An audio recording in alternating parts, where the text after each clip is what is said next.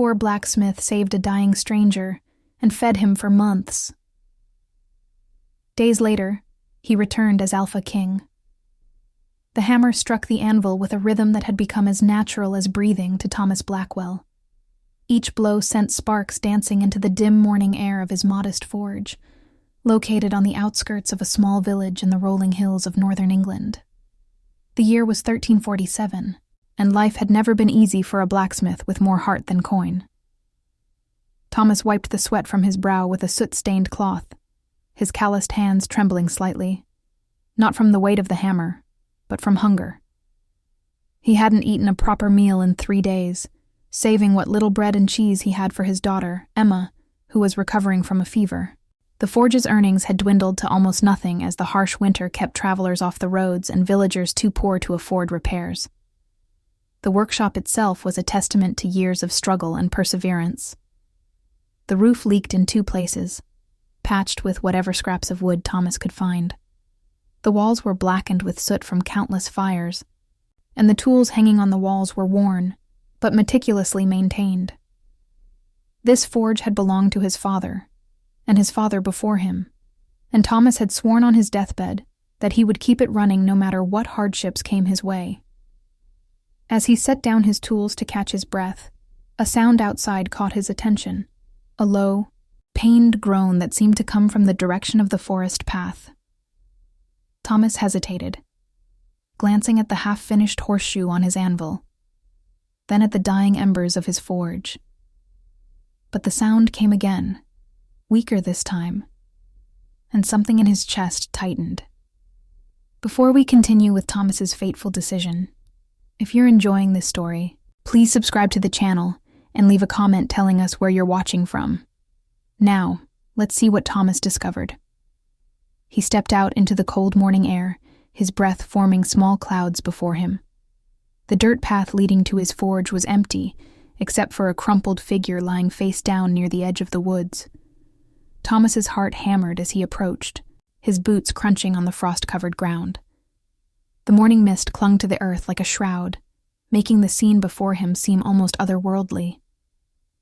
The man was massive, easily a head taller than Thomas, and built like a warrior, though his clothes were torn and filthy, barely more than rags clinging to his muscular frame.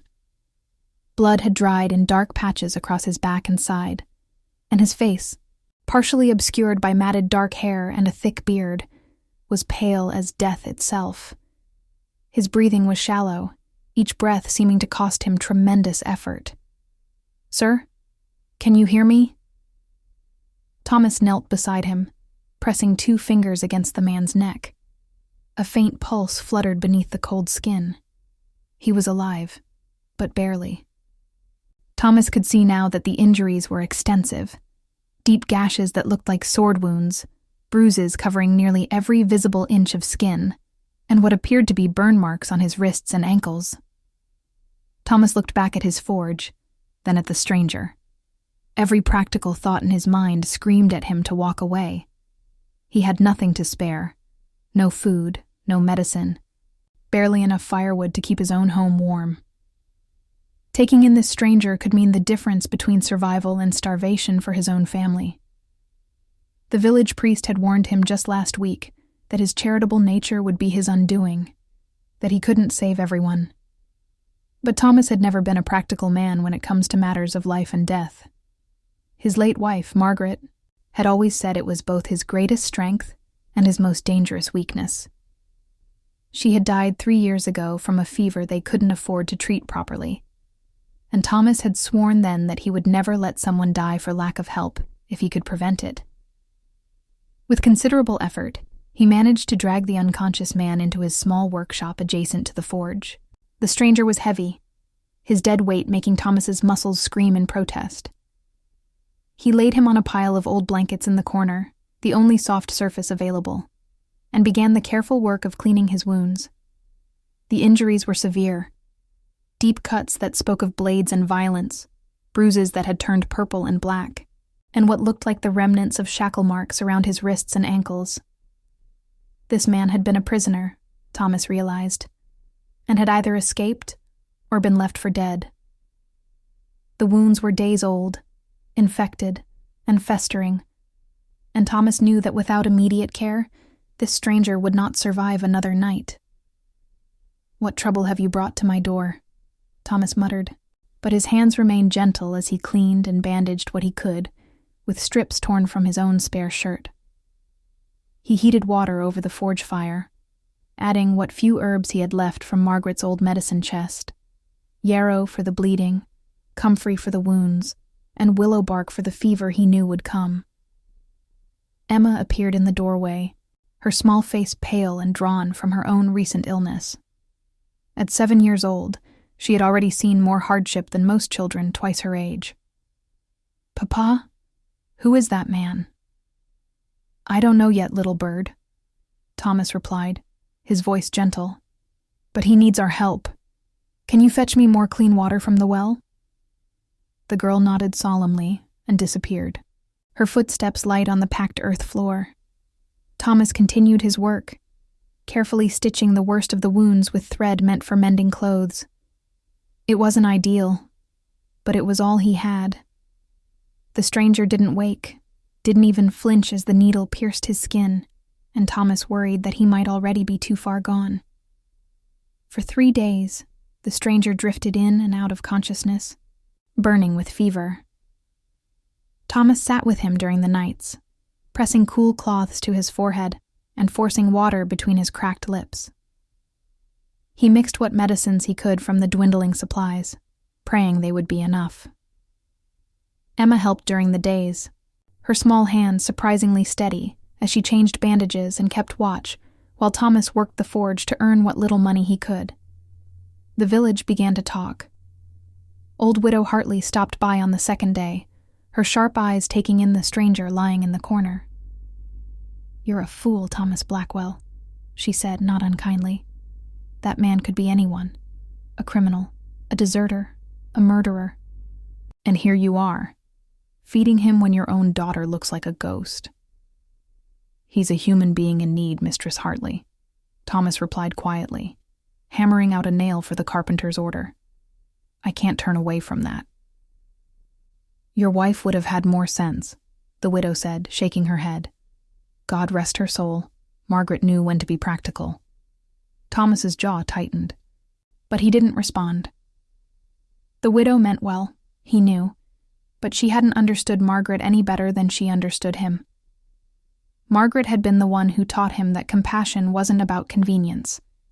It was about doing what was right, even when it cost you everything. The village priest, Father Benedict, came on the 3rd day. He was a round man with kind eyes and a practical nature that sometimes conflicted with his calling. "Thomas, my son, the village is concerned. Some say this stranger might bring danger to our doors. Others say you're being foolish, risking your daughter's welfare for a man who might not even survive." "And what do you say, Father?" Thomas asked, pausing in his work to meet the priest's eyes. Father Benedict was quiet for a long moment, studying the stranger's fevered face. "I say that Christ commanded us to care for the sick and the stranger. But I also say that you have a daughter to think of. What happens to Emma if you starve yourself to feed this man?" "I won't let her starve," Thomas said firmly. "I'll work harder, take on more jobs, but I can't let this man die when I have the power to save him." What kind of example would that set for Emma? The priest sighed, placing a weathered hand on Thomas's shoulder. "You're a good man, Thomas Blackwell. Perhaps too good for this hard world. I'll pray for you both." On the 4th morning, Thomas woke to find Emma sitting beside the stranger, humming softly, the same lullaby her mother used to sing. The stranger's fever had finally broken, and his breathing was deeper, more regular. Thomas felt a wave of relief so powerful it nearly brought him to his knees. "Papa, I think he's getting better," Emma whispered, her eyes bright with hope. "I think you're right, little bird," Thomas replied, ruffling her hair gently. "You did well, helping me care for him. Mama would have done the same, wouldn't she?" Thomas felt his throat tighten. Yes, she would have. She always said that kindness was the only thing that made us truly human. The stranger finally opened his eyes on the 5th day. They were a striking gray, like storm clouds, and they fixed on Thomas with an intensity that made the blacksmith take an involuntary step back. There was something in those eyes, a depth of experience, of pain and power, that spoke of a life far removed from the simple world of Ashford Village. "Where am I?" The voice was rough, barely more than a whisper, but there was an unmistakable authority in it, the kind of voice that was accustomed to being obeyed. "My forge, just outside Ashford Village," Thomas replied, offering him a cup of water. "You were dying on the road. I brought you here 5 days ago." The stranger drank deeply, his eyes never leaving Thomas's face. When he finished, he studied Thomas with an expression that was difficult to read. "You should have left me." "Probably." Thomas agreed with a slight smile. "But I've never been good at doing what I should. My name is Thomas Blackwell. This is my daughter, Emma." The stranger's gaze shifted to the little girl, and something in his expression softened almost imperceptibly. "Marcus," he said finally. "My name is Marcus." "Well, Marcus, you're welcome to stay until you're well enough to travel. It's not much, but you'll have a roof over your head and what food we can spare." Marcus's eyes narrowed slightly. "Why? You don't know me. I could be anyone. A thief, a murderer, worse." Thomas shrugged, returning to his work at the anvil. "Could be. But you're also a man who was left to die, and that's enough for me. Besides, Emma seems to like you, and she's a better judge of character than most adults I know." Over the following days, Marcus slowly regained his strength. Thomas shared what little food he had, often going without himself to ensure Marcus had enough to heal. The blacksmith's already thin frame became gaunt, his cheekbones sharp beneath his weathered skin, but he never complained. He would eat a few bites of bread, claim he wasn't hungry, and pass the rest to Marcus or Emma. Marcus noticed.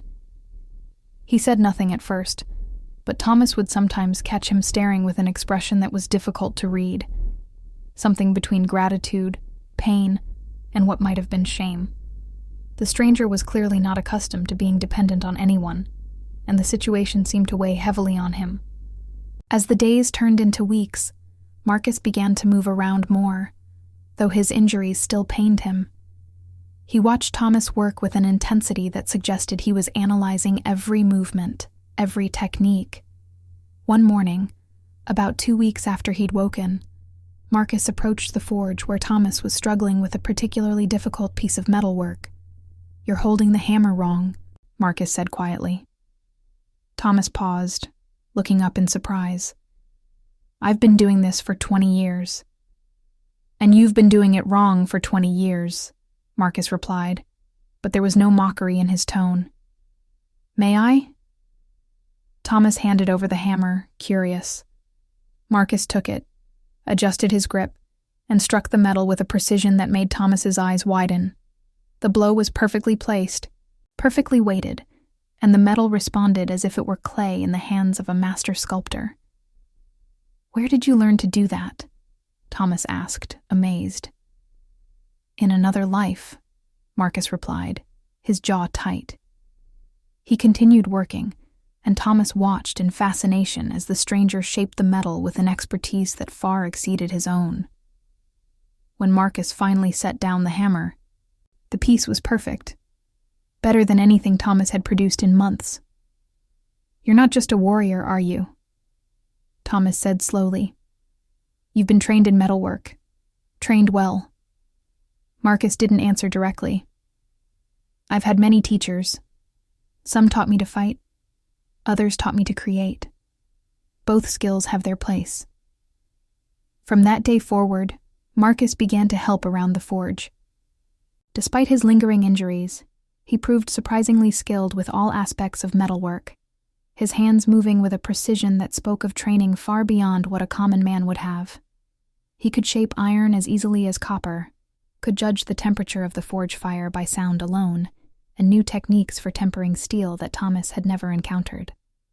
The work helped, bringing in more income as the quality of Thomas's output improved dramatically. Villagers who had been taking their business to the larger forge in the next town began returning, impressed by the superior craftsmanship. Thomas tried to give Marcus a share of the earnings, but the stranger refused. "You saved my life," Marcus said firmly. "You fed me when you were starving, sheltered me when you had barely enough room for yourself. I owe you a debt I can never fully repay. This work is the least I can do." "You owe me nothing," Thomas insisted. "I did what anyone should do." "But what most wouldn't," Marcus replied, his gray eyes intense. "That makes all the difference." The winter deepened, and with it came harder times.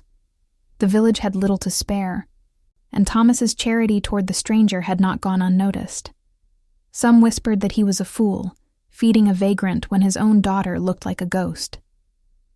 Others muttered darker things, that Marcus might be a criminal, a deserter, or worse. One afternoon, a group of village men came to the forge. Led by Harold Grimsby, a farmer who had always resented Thomas's independence, they stood in a semicircle, their expressions hostile.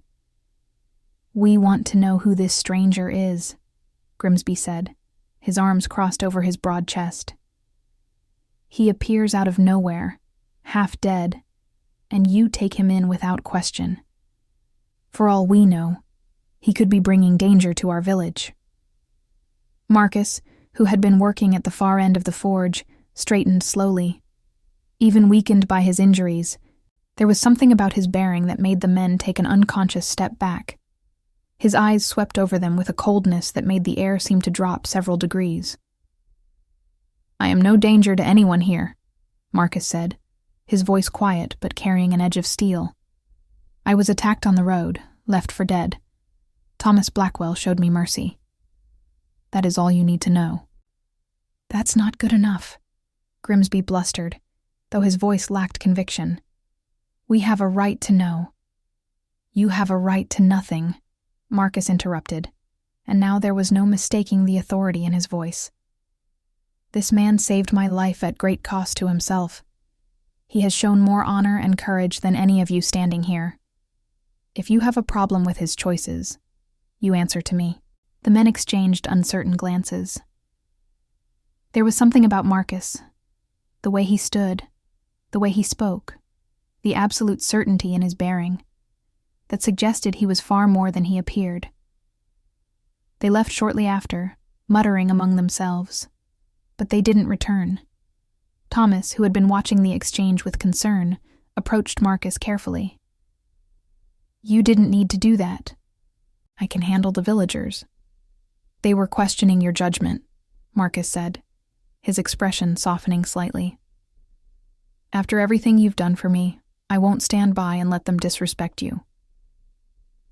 "They're just scared," Thomas replied. "These are hard times, and people look for someone to blame. A stranger is an easy target." Marcus studied him for a long moment. "You're too understanding, Thomas. Most men in your position would have thrown me out by now, if only to appease the village." "I'm not most men," Thomas said simply. "And I don't make decisions based on what others think. I do what I believe is right." "That kind of integrity is rare," Marcus said quietly. "Rarer than you know." As the weeks turned into months, a strange friendship developed between the blacksmith and the stranger. They worked side by side in the forge, their movements becoming synchronized, almost like a dance. Marcus taught Thomas new techniques, shared knowledge that seemed far beyond what a common man should possess. In return, Thomas shared his simple wisdom, lessons learned from a life of hardship and perseverance. Emma, too, grew attached to Marcus. The stern stranger had a surprising gentleness with the child, teaching her to read using the few books Thomas owned, telling her stories of far-off places, and listening with genuine interest to her childish observations about the world. For the first time since her mother's death, Emma seemed truly happy. One evening, as they sat around the small fire in Thomas's cottage, Emma asleep between them. Marcus spoke more freely than he had before. "I had a daughter once," he said quietly, staring into the flames. She would have been about Emma's age now. Thomas felt his heart constrict. What happened to her? She died, along with her mother. A fever took them both while I was away. Marcus's voice was flat, emotionless, but Thomas could see the pain in his eyes.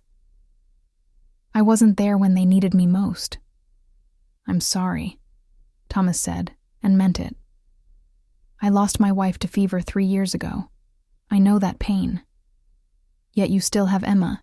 You still have something to fight for." "So do you," Thomas said firmly.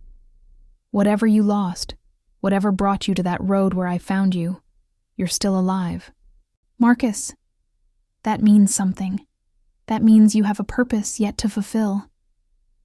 Marcus looked at him, and for a moment, the mask slipped completely. Thomas saw a man carrying a weight of grief and responsibility so heavy it would have crushed most people. "You're a good man, Thomas Blackwell. Better than I deserve." "Everyone deserves kindness," Thomas replied, "even those who don't think they do." The winter began to loosen its grip as February gave way to March. The roads started to clear, and travelers began passing through the village again. Marcus grew stronger each day, his body healing from the terrible injuries he'd sustained. But with his returning strength came a restlessness, a sense that his time in this small sanctuary was coming to an end. One particularly bitter evening, as snow fell thick outside for what Thomas hoped would be the last time that season, they sat by the fire with Emma asleep in Thomas's lap and Marcus across from them, finally fully healed but bearing the scars of his ordeal. "Why did you save me?" Marcus asked suddenly, his gray eyes reflecting the firelight. "You had nothing to gain and everything to lose. You were starving. Your daughter was ill, and yet you took in a complete stranger. Why?" Thomas was quiet for a long moment, stroking his daughter's hair. He thought about his father, who had taught him the value of honest work and honest living. He thought about Margaret, who had shown him that love meant sacrifice. He thought about all the small choices that had led him to this moment. "My father once told me that we're not measured by what we have, but by what we're willing to give when we have nothing," Thomas said finally. "I suppose I wanted to be the kind of man he believed I could be. The kind of man my wife knew I was. The kind of man I want Emma to remember." He paused, then continued. "When Margaret was dying, I couldn't afford the medicine that might have saved her. I went to every wealthy person in the village, begging for help, and they all turned me away. They had their reasons, some good, some not, but the result was the same. She died, and I couldn't save her." Thomas's voice grew thick with emotion. "I swore then that I would never be like them. That if I ever had the chance to help someone, I would take it, no matter the cost. Because the alternative, living with the knowledge that I could have helped and didn't, that's a burden I refuse to carry." Marcus's expression shifted, something cracking in the stoic mask he usually wore. "You're a rare man, Thomas Blackwell. Rarer than you know. In my life, I've known kings and warriors, nobles and scholars, men of great power and greater ambition. But I've never known anyone with your kind of strength. I'm just a blacksmith trying to do right by my conscience," Thomas said, uncomfortable with the praise. "No," Marcus said firmly, leaning forward. "You're more than that. You're proof that true nobility has nothing to do with birth or title. It comes from here." He tapped his chest over his heart. "And I swear to you, on everything I hold sacred, on the memory of my wife and daughter, that your kindness will not be forgotten. I will repay this debt, Thomas. I swear it." Thomas smiled wearily. "I don't need oaths, Marcus. I just hope you find whatever you're looking for when you're well enough to leave. I hope you find peace." But Marcus didn't elaborate, and Thomas didn't press. Some men carried secrets too heavy to share, and he respected that. He had learned long ago that everyone had their own battles to fight, their own demons to face. All he could do was offer shelter from the storm for as long as it was needed. The next morning, Thomas woke to find Marcus standing in the doorway of the forge, fully dressed, and looking out at the road that led away from the village. The stranger had packed what few belongings he had. The simple clothes Thomas had given him, a small knife for protection, and a piece of bread wrapped in cloth for the journey. "It's time," Marcus said simply, not turning around. Thomas nodded, feeling an unexpected pang of loss. Despite the hardship, despite the whispers and the sacrifice, he'd grown accustomed to Marcus's presence. The forge felt less lonely with another man to share the work and the silence. Emma would miss him terribly. She'd grown to see Marcus almost as a second father. "Where will you go?" Thomas asked, though he suspected he wouldn't get a real answer. "To reclaim what was taken from me," Marcus replied, his voice carrying a weight that made Thomas shiver. There was steel in those words, a promise of violence and retribution. "There are men who thought they could destroy me, who believed they had won. They were wrong." He turned then, and Thomas saw that the stranger who had arrived broken and dying was gone. In his place stood a warrior, a leader, someone who had been forged in fire and tempered by suffering. The transformation was startling. "But I will return, Thomas," Marcus continued, his gray eyes intense. "I promise you that. What you've done for me, it won't be forgotten. It can't be forgotten." Emma appeared in the doorway, rubbing sleep from her eyes. When she saw Marcus preparing to leave, her face crumpled. "You're going away?" Marcus knelt down, bringing himself to her level. His expression softened in a way Thomas had rarely seen. "I have to. Little one. There are things I must do, wrongs I must right. But I will come back. I promise." "You promise?" Emma asked, her voice small. "I promise," Marcus said solemnly, "and I always keep my promises." He stood and clasped forearms with Thomas in the way of warriors, though Thomas was just a simple blacksmith. Marcus held his gaze for a long moment, as if memorizing his face, then turned and walked away down the road without looking back.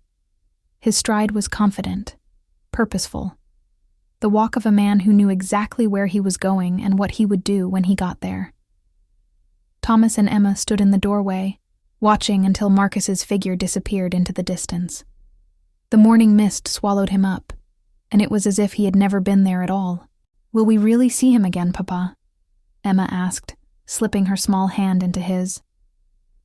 "I don't know, little bird," Thomas replied honestly. "But I hope so. I hope he finds what he's looking for, and that it brings him peace." Life returned to its familiar rhythm after Marcus left. Thomas worked his forge, took on what jobs he could, and slowly began to rebuild the small reserves that had been depleted during the winter. The villagers stopped their whispers, and some even began to bring him more work, perhaps feeling guilty for their earlier judgment. Father Benedict visited regularly, always bringing a small basket of food from the church stores, though Thomas suspected the priest was paying for it himself. The spring turned to summer, and Thomas found himself thinking of Marcus often. He wondered if the stranger had found what he was looking for, if he had confronted whatever enemies had left him for dead. Sometimes, late at night, Thomas would worry that Marcus had been killed, that his quest for vengeance or justice or whatever drove him had ended in another roadside death. Emma asked about Marcus constantly at first, then less frequently as the weeks passed. Children adapted quickly, Thomas knew, but he could see that she hadn't forgotten. She kept a small wooden horse that Marcus had carved for her, and she slept with it every night. 3 months passed, then 4. Summer reached its peak, and the forge was busier than it had been in years. Thomas had saved enough to repair the roof properly, to buy Emma a new dress, to even set aside a small amount for the winter. Life was good, or as good as it could be for a widowed blacksmith raising a daughter alone. Then, one morning in late August, everything changed. Thomas was working the bellows, preparing the forge for a day of work, when he heard the sound of horses, many horses, approaching at speed. It was unusual for such a large group to come through Ashford, which was far from any major roads. He stepped outside, shading his eyes against the morning sun, and felt his heart stop. A column of mounted warriors filled the road, at least 50 strong, their armor gleaming in the sunlight. They wore surcoats of black and silver, and their banners bore a crest Thomas recognized from stories and legends: the silver wolf on a black field, the symbol of the Alpha King, the ruler of the Northern Territories, and one of the most powerful men in all of England. The Alpha King was a figure of legend, a warrior who had united the fractious northern lords through a combination of military genius and political acumen. He was said to be ruthless to his enemies and fiercely loyal to his friends, a man who commanded absolute respect and obedience. Thomas had never expected to see his banner in a small village like Ashford. At the head of the column rode a figure Thomas knew instantly, despite the fine armor and the crown of silver that rested on his dark hair. Marcus, but not Marcus the vagrant. Marcus the stranger who had slept on a pile of blankets in his forge. This was Marcus in his true form, King Marcus Wolfborn, the Alpha King himself, who had disappeared months ago after being betrayed and left for dead by his own cousin in a bid for the throne. Thomas stood frozen as the entire column came to a halt before his modest forge. The warriors sat at attention, their discipline perfect, their eyes scanning the area for threats. Marcus dismounted with fluid grace, and Thomas noticed that every warrior behind him moved with perfect synchronization, their loyalty evident in every gesture. The king approached, and Thomas instinctively dropped to one knee, his mind reeling. The pieces were falling into place, the warriors bearing, the knowledge of metalwork that only royal smiths possessed, the authority that had made the village men back down. Marcus had been the Alpha King all along, and Thomas had been sheltering him without knowing it. "Your Majesty, Thomas began, his voice hoarse. "Stand up, Thomas," Marcus said, and there was warmth in his voice that cut through the formality. "Stand up, my friend." Thomas rose shakily, aware that the entire village had begun to emerge from their homes, drawn by the spectacle of the royal column. He could see Widow Hartley's shocked face, Harold Grimsby's pale complexion, Father Benedict's expression of dawning understanding. Emma had come out of the cottage, her eyes wide with wonder and confusion. Marcus placed both hands on Thomas's shoulders, his gray eyes intense. "You saved my life when I had nothing. You fed me when you were starving. You gave me shelter when you had barely enough for yourself. You asked nothing of me, expected nothing, and treated me with a dignity I had not known in my own court." His voice grew louder, carrying to the gathered crowd. "I was betrayed by my own blood, left to die like an animal on the road. I crawled for miles, expecting each breath to be my last. And when I finally collapsed, certain that death had come for me, this man found me. This man, who had every reason to walk past, who owed me nothing, who had so little himself. He stopped. He saved me." Thomas felt tears burning in his eyes, overwhelmed by the revelation and the emotion in Marcus's voice. "I only did what any decent man would do," Thomas managed. "No," Marcus said firmly, loudly enough that the entire village could hear. "You did what a great man would do, and I have returned, as I promised, to repay that debt." He turned to his second in command, a stern-faced warrior with a scar across his cheek and eyes that had seen countless battles. "Bring it forward." 2 soldiers came forward carrying a heavy chest, which they set at Thomas's feet and opened. Inside was more gold than Thomas had ever seen in his life. Coins of every denomination, jewelry, precious gems. It was enough to buy 10 forges, enough to live in comfort for the rest of his days and leave a fortune to Emma. Thomas stared at it, then at Marcus, his mouth opening and closing soundlessly. "Your Majesty, this is too much. I can't." "This is but the beginning," Marcus interrupted gently. "I am appointing you as the royal blacksmith, with a workshop in the capital and a home for you and your daughter within the castle grounds. You will have apprentices, the finest tools, access to the best materials. You will want for nothing, Thomas Blackwell. This I swear." The crowd erupted in whispers and gasps. Thomas heard Grimsby's strangled sound of disbelief, heard Widow Hartley's delighted laugh. But all he could focus on was Marcus's face, seeing in it the same man who had sat by his fire, who had played with his daughter, who had shared his meager meals without complaint. "Your Majesty, I cannot accept," Thomas began, but Marcus cut him off. "You can and you will," the king said, his tone brooking no argument. "Because I need men like you near me, Thomas. Men who understand that true strength lies not in power or wealth, but in the courage to do right when it costs you everything. My court is full of nobles who would have stepped over my dying body without a second glance. Some of them did exactly that, in fact." His expression darkened for a moment, and Thomas glimpsed the steel beneath the kindness. "My cousin, Lord Aldrich, thought he could take my throne by leaving me to die. He poisoned me, had his men beat me nearly to death, and dumped me on that road like refuse. He's sitting in my castle right now, wearing my crown, thinking he's won." Marcus's smile was cold. "He's about to learn otherwise, but before I reclaim my throne, before I deal with the traitors and the cowards, I wanted to come here. I wanted to honor the one man who showed me that honor still exists in this world." Thomas looked at Emma, who had crept closer, her face alight with wonder. He thought of the long, hungry nights, the fear that they wouldn't survive the winter, the choice he'd made to save a stranger despite the cost. He thought of Margaret, and what she would have said about all this. She would have told him to accept, he realized. She would have said that sometimes the universe rewards those who do good, and that he shouldn't be too proud to accept help when it was offered with genuine gratitude.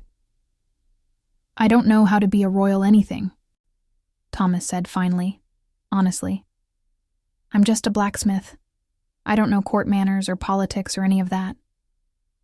Marcus smiled, a real smile that transformed his stern features. "You don't need to know. Just be the man you've always been. That's all I ask. I have plenty of courtiers who know how to bow and scrape and say pretty words. What I need is someone who will tell me the truth, who will remind me why I'm fighting to reclaim my throne in the first place." Thomas felt something break open in his chest, a lifetime of struggle and worry suddenly giving way to hope. He dropped to one knee again, not out of obligation, but out of genuine gratitude. "Then I will serve you, my king, with the same loyalty you've shown me." Marcus pulled him to his feet once more, then did something that shocked everyone present. He embraced Thomas like a brother, not a subject. The gesture was unprecedented, a king showing such affection to a commoner. But Marcus seemed not to care about protocol or propriety. "The loyalty was yours first, my friend," Marcus said quietly, so only Thomas could hear. "I'm simply returning it." As the crowd watched in amazement, the Alpha King himself helped Thomas gather his few belongings. He lifted Emma onto his own horse, the little girl's fear melting away as Marcus spoke to her gently about the gardens in the castle and the tutors who would teach her to read and write properly, about the library with more books than she could read in a lifetime. "Will there be other children?" Emma asked, her natural curiosity overcoming her awe. "Many," Marcus assured her. "The castle is full of life. You'll have friends, Emma, and you'll never be hungry or cold again. I promise you that." Before they left, Marcus addressed the gathered villagers. His voice carried authority, but also a warning that made several people shift uncomfortably. "This man showed mercy when he had every reason to turn away," Marcus said, his gaze sweeping over the crowd. "He risked everything to save a stranger, asking nothing in return. Let his example stand as a reminder that kindness is never wasted, and that the measure of a person is not in their wealth or status, but in their willingness to help another in need. His eyes found Harold Grimsby in the crowd. I was a stranger, dying on your road, and only one man stopped to save me. The rest of you who questioned his judgment, who called him a fool, who suggested he turn me out, remember this day. Remember that the vagrant you wanted gone was your king, and the fool you mocked is now one of the most honored men in my realm. The silence was absolute. Grimsby looked like he wanted the earth to swallow him whole. Marcus's expression softened slightly. But I also understand that these are hard times, and fear makes people cautious. I don't hold your doubts against you. I only ask that you remember this lesson. Compassion is never foolish, and kindness is never wasted. He turned to Father Benedict, who had been watching with tears streaming down his weathered face. Father, I'm leaving funds for the church, enough to help this village through the next several winters. Use it wisely to help those in need. And if you ever encounter someone like Thomas Blackwell, someone who gives when they have nothing, make sure they're supported. The world needs more people like him, not fewer. Yes, Your Majesty, Father Benedict said, his voice choked with emotion. God bless you, sire, and God bless Thomas Blackwell. As the column prepared to depart, Thomas took one last look at his forge, at the life he'd known.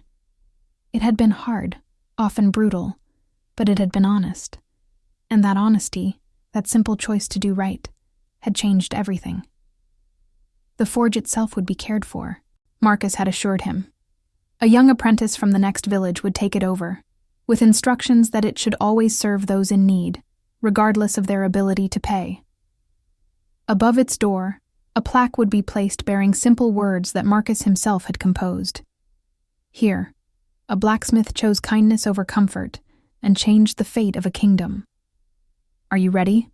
Marcus asked, offering his hand to help Thomas onto a horse. Thomas took it, feeling the strength and certainty in the king's grip. I am. They rode toward the capital as the sun climbed higher.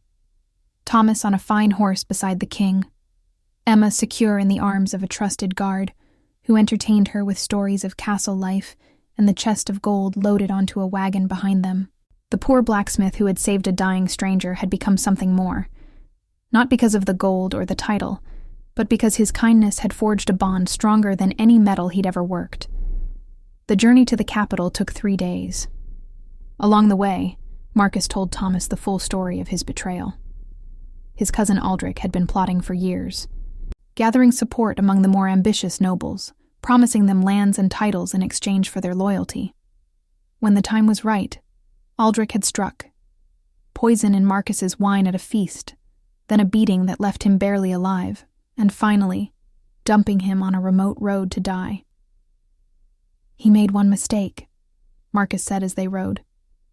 He assumed I was already dead when his men left me. He didn't post guards, didn't make sure. His arrogance will be his downfall. What will you do to him? Thomas asked, though he wasn't sure he wanted to know the answer. Marcus's expression was grim. Justice. He will face trial for treason, and if found guilty, which he will be, he will face the consequences. I take no pleasure in it, Thomas. Aldrich is my blood, my family, but he tried to murder me and usurp the throne. I cannot let that stand. Thomas nodded slowly. And the nobles who supported him? Those who actively participated in the plot will face justice. Those who simply went along out of fear or uncertainty will be given a chance to renew their oaths of loyalty. I'm not interested in revenge, Thomas. I'm interested in stability, in showing that betrayal has consequences, but that loyalty is rewarded. They arrived at the capital on the evening of the 3rd day.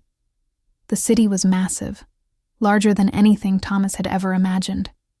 Stone buildings rose 3 and 4 stories high, streets teemed with people, and at the center of it all stood the castle, a magnificent structure of gray stone with towers that seemed to touch the sky.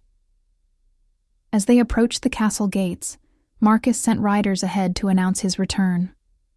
Thomas could imagine the chaos that must be erupting inside. Aldrich scrambling to gather his forces, nobles trying to decide which side to support, servants whispering the impossible news that the king had returned from the dead.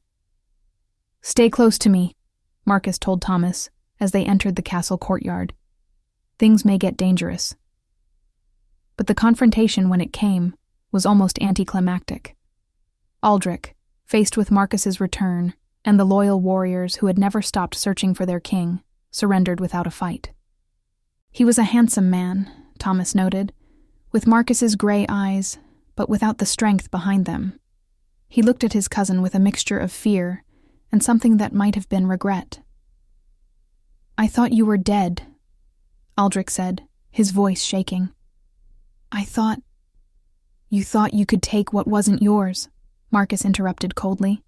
"You thought wrong." The trial was swift. Evidence was presented. Testimony from servants who had seen Aldrich poison the wine, from guards who had participated in the beating, from nobles who had been promised rewards for their support. Aldrich was found guilty of high treason and sentenced to life imprisonment in a remote fortress. "It was a mercy," Marcus explained to Thomas later, "that many thought he didn't deserve." "He's still my blood," Marcus said quietly. "I can't bring myself to execute him, even after what he did. Perhaps that makes me weak." "It makes you human," Thomas replied, "and it makes you a better man than he could ever be." With the throne secured, Marcus set about restoring order to his kingdom.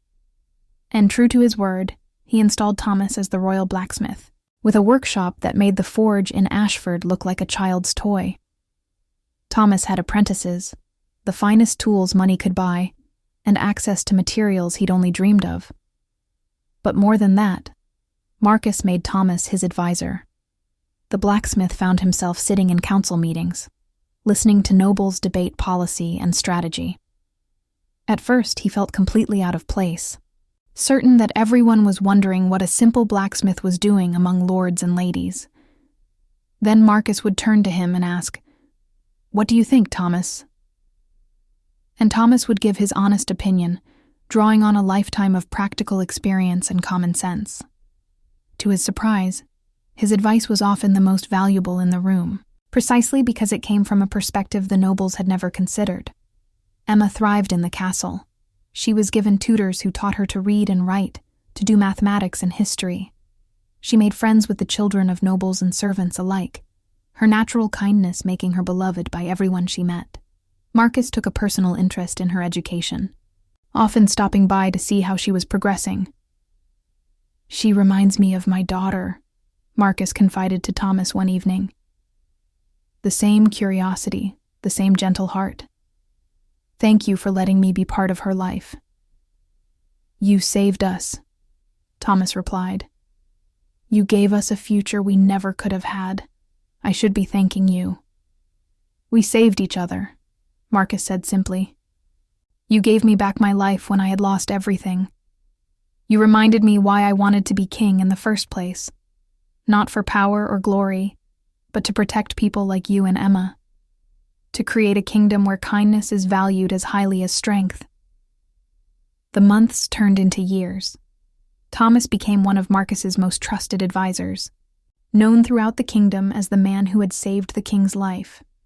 His story spread far and wide, becoming legend, the poor blacksmith whose compassion had changed the fate of a kingdom. But Thomas never forgot where he came from. He established a fund to help struggling craftsmen, ensuring that no one would have to choose between helping a stranger and feeding their family. He visited Ashford regularly, checking on the forge and the village, making sure that Father Benedict had what he needed to help those in need. Emma grew into a remarkable young woman. At 16, she caught the eye of Lord William Ashford, a young noble known for his integrity and kindness. Marcus approved the match, and the wedding was a grand affair that brought together nobles and commoners alike. "Your mother would be so proud," Thomas told Emma on her wedding day, tears streaming down his face. "You've become everything she hoped you would be. Because you showed me how. Emma replied, embracing her father. You taught me that kindness matters, that compassion is strength, that doing right is more important than doing what's easy. Those lessons shaped my life, Papa. As for Marcus, he ruled with a wisdom tempered by his experience as a stranger, dependent on the mercy of others. He never forgot what it felt like to be powerless, to be at the mercy of another's choice. His laws reflected that understanding: protections for the poor, support for those in need, harsh penalties for those who abused their power. On quiet evenings, when the weight of the crown grew heavy, Marcus would sometimes walk down to the royal forge where Thomas worked. Even after years in the castle, Thomas still found peace in the rhythm of hammer on anvil, in the simple act of creating something useful with his hands. The two men would stand together in comfortable silence, the ring of hammer on anvil, a reminder of where their friendship had begun. Sometimes they would talk about the kingdom, about policy and politics. Other times they would talk about simpler things: Emma's children, the changing seasons, memories of that winter when a dying stranger had stumbled into a blacksmith's life. "Do you ever regret it?" Marcus asked one such evening, watching Thomas shape a piece of steel with the same care he'd shown years ago. "Regret what?" Thomas replied, not looking up from his work. "Saving me. Taking that risk when you had so little. Your life would have been simpler if you'd walked past me that morning." Thomas set down his hammer and met his friend's eyes. "Simpler, perhaps, but emptier. You gave me back my life, Marcus, but I gave you back yours first. And in doing so, I gave myself something more valuable than gold or titles. I gave myself the knowledge that I'm the man I always wanted to be. The man my father believed I could be. The man Margaret knew I was." He smiled, his weathered face creasing with genuine happiness. "So no, I don't regret it. Not for a single moment. I'd make the same choice again, even knowing all the hardship it would bring, because that choice defined who I am." Marcus smiled, that rare, genuine expression that few in his court ever saw. "No, my friend, I will never be even with you, but I will spend the rest of my life trying." And he did. The kingdom prospered under Marcus's rule, becoming known throughout England as a place where justice and mercy walked hand in hand. The story of the poor blacksmith who saved the Alpha King became legend, passed down through generations as a testament to the power of compassion and the unexpected ways that kindness can change the world. Thomas Blackwell lived to see his grandchildren play in the castle gardens, to see his daughter happy and fulfilled, to see the kingdom become a place where mercy was valued as highly as strength.